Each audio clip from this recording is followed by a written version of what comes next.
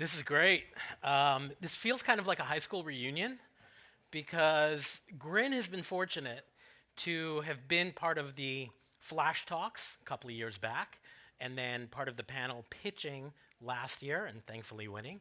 And now we're essentially here as an alumnus, which is really fantastic. Now, over the last day and a half or so, I think there are some core questions that has been front and center on the mind of pretty much all of us, right? First of all, how are we going to really get things moving on this medical and dental integration? Number two, how are we going to improve access to care? And number three, how next year are we going to get chairs with more padding? Now, in ADA Foresight's defense, Dr. Shi said he's really looking for each one of us to feel as uncomfortable in these chairs as our patients do in the dental chair. True story. Well, again, appreciate that we've been invited back. And what my goal today is, some of you were here last year, the year before, know a little bit about Grin. Some of you don't, so I'll share a little bit. But also to kind of show you, okay, so we were here at Dentech last year. We won. What have we been doing since? What have we been doing to walk the walk of everything that we have been talking about over the last couple of days? Now, we asked some questions. Here's another question. And this question is not just a question. It could also be part of a solution. It could also be something that just gets our mind thinking. These scans are a standard baseline of care. Pretty much every one of us has these things in our home. What is it going to take, whether it's Grin technology or another technology, for there to be that standard baseline of care in consumers' future patients' homes? It just doesn't exist. And we've talked a lot about the different stakeholders and aligning them, and we've talked a lot about insurers, payers, reimbursement, providers. We haven't talked as much about the patient, the consumer at home. And we know in so many different categories, if we really want to get a groundswell and to get things moving, we need our patients knocking on our doors asking for things. We need our patients educated and knowledgeable about what's actually happening in their mouths in order to come at the right time into our chairs so that we can do what we do best. So just some of the things to think about as we have these conversations and discussions. Now, we've talked about this. We've almost, beat the dead horse on this, right? Everybody in this room is very, very well aware. I tend to separate it out, though, a little bit on the patient side and on the provider side. And so absolutely, I myself, and I'm a provider. I'm an orthodontist. I still do own 2 practices. I'm not as clinical, but I'm there every now and again.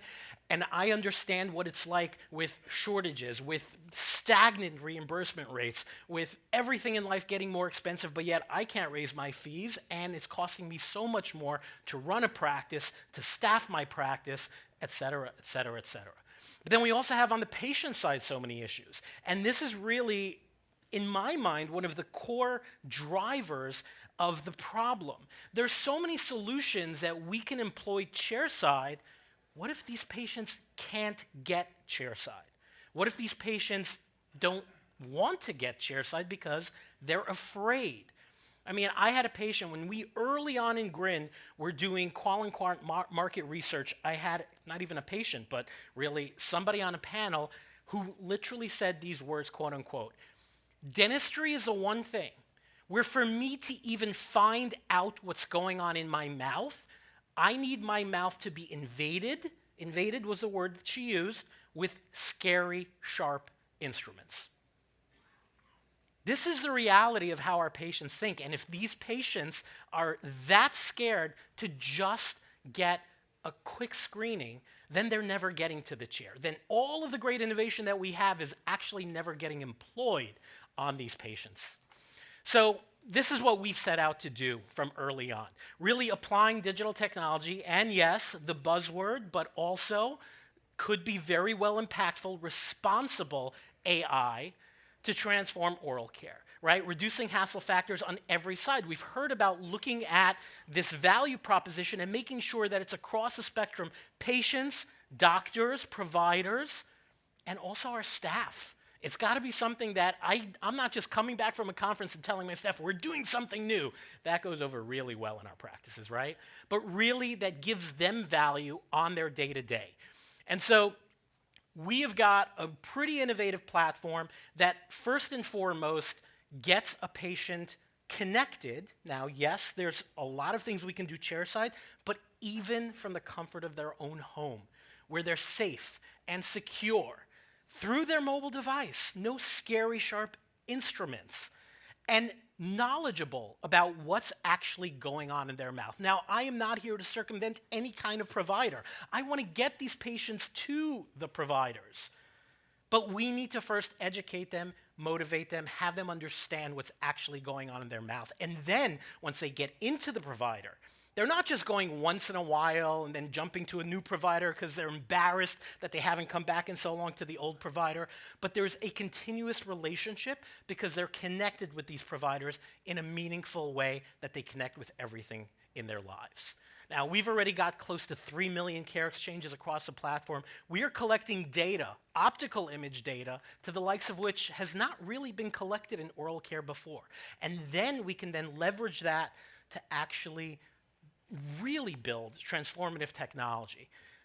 For those that haven't seen a Grin scan, this is essentially what one looks like. The video is not working, but it's a video of the inside of a patient's mouth, where the patient is moving their phone using our Grin scope, as we call it, a very, very low COGS, low cost, just simple attachment to a mobile device. Now, once we have those videos, the AI can extrapolate from them all of the photos that we're used to, and then, of course, run diagnostics on top. And somebody was talking about specificity. We're already above 99% specificity on most of our diagnostics. Now, we're also looking at things that aren't just visual. And we have some technology coming through the pipeline that is even going to be able to give patients at home the ability to know if they have invisible caries as well. And just some quick things that we do on the platform, preventative diagnostics. I mean, this is something that hygienists leveraging this product are absolutely loving because they're taking a Grin scan, which by the way is 34 seconds in total. 34-second scan pre and post scaling root planing or cleaning, and immediately showing the patient how impactful that cleaning was, how different the scan looks from the AI layered on top of it, showing plaque, tartar, inflammation as well, etc. We've got really unbelievable, very exciting products coming soon. This is in beta right now, but being released before the end of the year. The ability to leverage that 34-second Grin scan to automatically chart the patient's mouth. So now we start thinking about, wow, what hygienist wouldn't love the ability to do that? There's so many different systems where hygienists are using voice or unfortunately, overgloving and typing on the keyboard. 34 seconds, boom, it's all there, right? Imagine now take it a step further, that this is also information that you can achieve from the patient at home in between visits. Some really cool things that can get your gears shifting. And immediately, there's been some talk about collaboration, right? How do I, as a GP, get this patient to a specialist beyond just handing them a business card and saying, please make the appointment with the periodontist? What if I could just click a button and the periodontist is immediately in that patient's mouth virtually and has the ability to then converse over the platform? So just a lot of different functionalities that we have built out that, in my mind, are changing the systems of how we do things from the first touch point with a patient, even at home, through the chair and what we call lifetime value beyond. So what have we been doing over the last year? We get together, we talk about access to care, we talk about a lot of these things. One of the key conversations that's happening out there is, okay, what do we do? How do we move this forward? And there's been panels talking about it's not happening, it is happening, it's depressing, it's not depressing, it'll come back. We each do need to do our part. And really, we've got to get it to actionable implementation. Now, what we've done, and it's been really, really nice to be partnered with the likes of Forsyth ADA, CareQuest, et cetera. We have been doing some of what the panel was talking about. We're getting into that sandbox and actually testing product in a real world environment. And so, as an example, Apple Tree Dental, Dr. Mike Helgeson, who is well beyond his years from a perspective of innovation and thinking through what the future of dentistry hold, at this point, they're taking a Grin scan of every single patient that sits in the chair.